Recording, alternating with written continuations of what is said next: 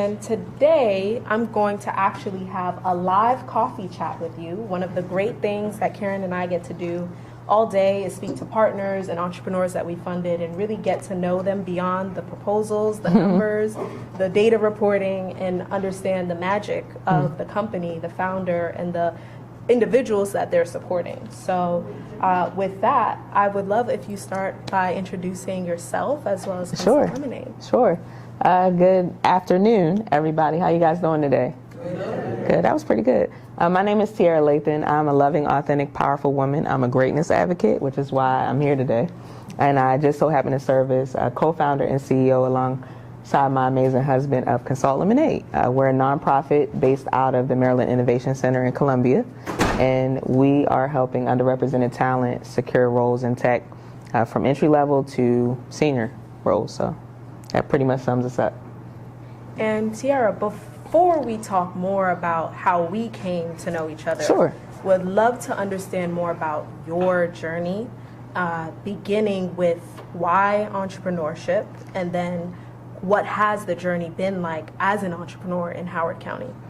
Okay, well, I would call it forced labor, but my parents were entrepreneurs in Howard County, and so lawn care and daycare. And I saw that growing up. I think I was doing accounting at 12, so I kind of got immersed into, this is just a way of life. Solving problems, and, you kind of create opportunity for other people to work inside of the businesses you create. So I saw that growing up. And in terms of being an entrepreneur in Howard County, it's been a blessing. I'm from Baltimore originally. I grew up in Howard County. I went to Howard High School. I played ball there. Probably the best athlete they've ever seen in the county. I just want to say that. I mean, my name's on the wall. Just look it up, okay? Just facts. But Howard County has just been a place I call home for a very long time. And I didn't think I would find a home for our organization, and it just kind of meshed well. So many resources, so much support. The I don't know if we can skip prejudices. The things that I've experienced in other areas are not necessarily present in Howard County, and that's been my experience. Can't speak for everybody, but that's definitely been my experience. That this is a place that people are looking to really help the next man up. Yeah. So let's talk more about that. You briefly mentioned the Consult Lemonade mission. If there's anything more you would like to share specifically about what makes you different, would love to hear that. But you mentioned that you haven't really felt the discriminatory effects, and we know, Karen and I, and along with the rest of us at TEDCO, just how hard it is for entrepreneurs of color, Black entrepreneurs, for sure. Specifically women entrepreneurs. They receive, I think, on average 1 to 2% of venture financing per year, and that's shrinking by the minute. Yeah.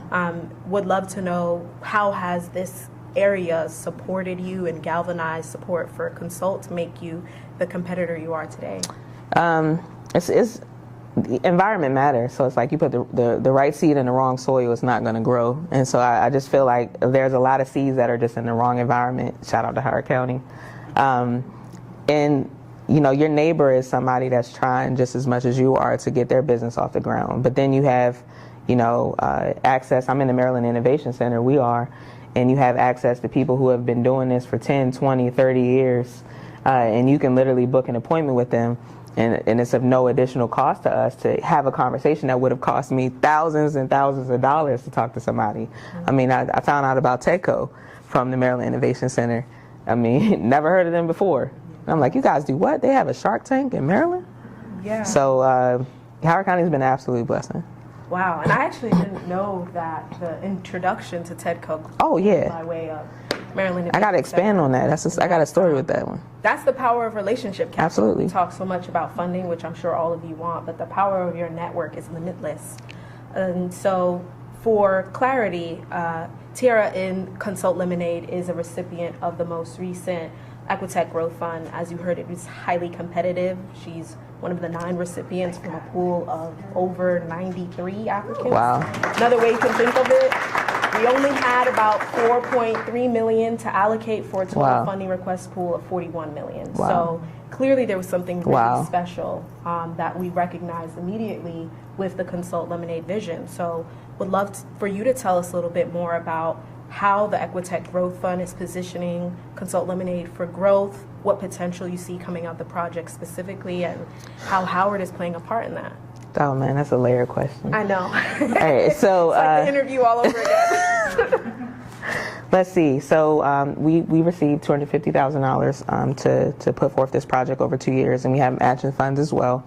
Howard County partook in some of those matching funds. So again, shout out to Howard County. And so our commitment is to coach and train and graduate at least 150 underrepresented persons over the next 2 years, and we're going to help at least 100 of them get jobs in tech, 60 plus internships, and over 100 certifications. And so I can only imagine what that's going to do. But I'm thinking big picture, which is how you guys think too. Think about the economy. You know, half of the federal revenue comes from individual income taxes. Almost a third of the state and local government revenue comes from individual income taxes. And so when you're helping people scale up and upskill, they're now positioned to increase their incomes and increase the economy. Now they're going to get sandwiches from the local shop. It helps everybody.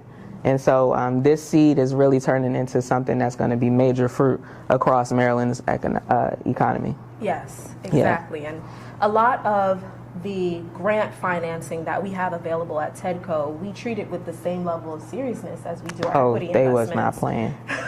Because we recognize that the return on investment is that longitudinal effect, Absolutely. Right? There are recipients now, beneficiaries of Consult Lemonade's grant funding that will go on to receive jobs that they previously would have been barred from for lack of access, lack of education, or most importantly, lack of connections. Mm-hmm. And what impact will that have for their family, their family's family, Absolutely. Their community, their tax returns? So we like to say that Equitech Growth Fund is really fermenting that soil 100%. For trees that are going to grow 30, 40, maybe upwards of 50 years down the line. And we hope that all of you get a chance to experience that, either by engaging with Consult Lemonade directly or continuing to engage with awesome partners like the MIC. Yes.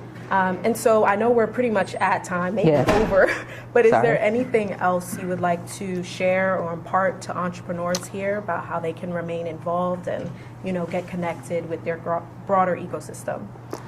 With their broader ecosystem? Mm-hmm. Double down on who you're connected to in the first place. This came from the Maryland Innovation Center. I'm actually wearing a This is Equitech bracelet that I got before I even understood what TEDCO was, because Tammy gave it to me. He was like, hey, here, take this. And Nigel, who's a resident at the Maryland Innovation Center, he said he was wearing a lanyard. I said, why do you keep wearing this? It's not your company. He said, I'm believing that I'm going to get funding from them. And he kept wearing it. So I started wearing the bracelet, and then I found out about you guys, and I was like, well, I'm believing I'm going to get funding from them. And I'm still wearing it because I don't want this just to be a one-time thing. I really do want to create something special. And so I would just say, double down on your connections. Definitely keep God at the center. I have an amazing team. My husband is like the best in the entire world. And our team is awesome. You can't do it by yourself, so lean on those around you. So double down on your connections. Thank you so much for your time, Yes, ma'am. Sarah. Thank you. Awesome. Any questions? I know we're probably over. Where did the name come from? Oh, that's a good question. You probably heard the saying, when life hands you lemons, make lemonade. Well, we know life is going to hand you lemons, so you have that same resilient mindset. Well, what happens when you get coaching and training? You make lemonade. There we go. Any other questions? And it could be about the coffee chat or TEDCO, generally speaking. Okay. Connect with them, guys, I'm telling you. How long did it take you to complete the applications? What sort of issue did you have with filing those? To complete the application, we had been working on it for months.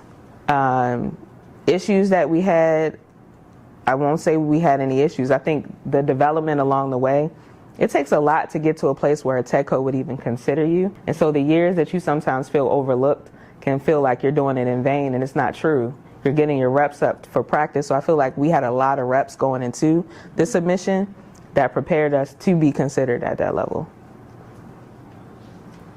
Can you tell us about a time that, either a success story that someone came to your program, or what your program actually does for an individual that signed up for something? well, it's hundreds of stories because we got well over 100 hires over the last few years. One specifically was a young lady working at Crumble Cookie, and she was feeling very low in her confidence. She got a comp sci degree. She couldn't get hired to save her life. And she came to our program by way of one of our coaches, and came to our program about 4 or 5 months later. She got a job at AWS. And she got an offer letter that I had never seen in my personal life. Okay, and I'm like, dang, she is 23 and she is making a house note. So that's one of the stories that stick out. There was even the girl who graduated from high school. Oh yeah. And upon her high school graduation, she got like a $60,000 job offer out of high school. Yeah, yeah. And you heard that? 60, like 60,000 by one of our partners. That's yes. Yes. Okay. Good. I think they're about ready to boot us Okay, out. all right. Thank you so much. Thank you. Karen.